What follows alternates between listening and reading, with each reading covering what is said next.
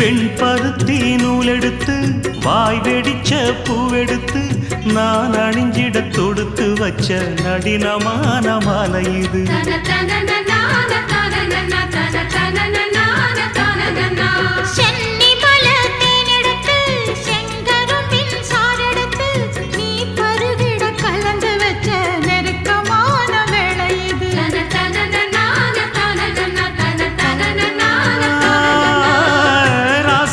உடம்பிருக்கும் ரவிக்க துணி நானாக அன்னாடம் சூடி கொண்ட ஆசை வச்சாகாதா.